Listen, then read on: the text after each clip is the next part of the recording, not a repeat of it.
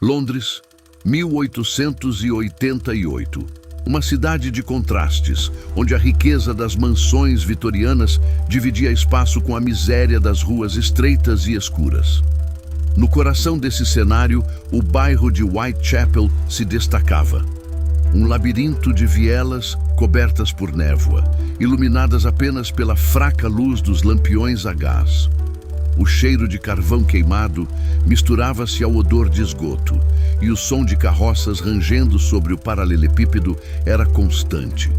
Era um lugar onde a pobreza era rotina, onde prostitutas, bêbados e ladrões disputavam espaço, e onde a noite escondia perigos muito maiores do que qualquer um poderia imaginar. Foi ali que, entre agosto e novembro de 1888, o terror ganhou um rosto, ou melhor dizendo, um nome: Jack, o Estripador. O primeiro ataque conhecido aconteceu na madrugada de 31 de agosto. Mary Ann Nichols, conhecida por seus amigos como Polly, foi encontrada morta em Bucks Row. Seu pescoço havia sido cortado de forma tão profunda que quase a decapitou, e seu abdômen apresentava ferimentos precisos, como se feitos por alguém com conhecimento de anatomia. O choque foi imediato. A polícia acreditava tratar-se de um caso isolado, mas estava enganada. 2 semanas depois, em 8 de setembro, outra mulher, Annie Chapman, foi encontrada no quintal de uma pensão. As mutilações eram ainda mais severas. Parte de seus órgãos internos havia sido removida com uma precisão que parecia cirúrgica.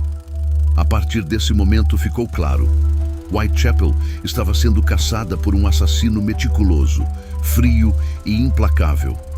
O medo cresceu, e com ele as ruas esvaziaram-se mais cedo. Mas isso não impediu que no dia 30 de setembro, Jack cometesse um feito aterrador: 2 assassinatos na mesma noite. À 1h da madrugada, Elizabeth Stride foi encontrada morta, com um corte profundo no pescoço, mas sem as mutilações vistas nas outras vítimas. Acredita-se que o assassino tenha sido interrompido.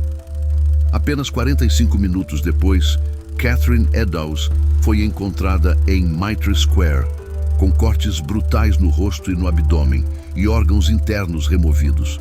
A polícia percebeu que não estava lidando com um assassino comum. A última vítima atribuída oficialmente a Jack foi Mary Jane Kelly, em 9 de novembro. Ao contrário das outras, ela foi morta dentro de seu quarto, longe dos olhares da rua. O crime foi o mais brutal de todos. Seu corpo estava completamente desfigurado. A cena era tão chocante que muitos dos investigadores nunca conseguiram esquecê-la.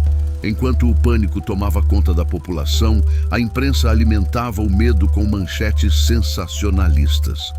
Foi nesse contexto que surgiram as cartas.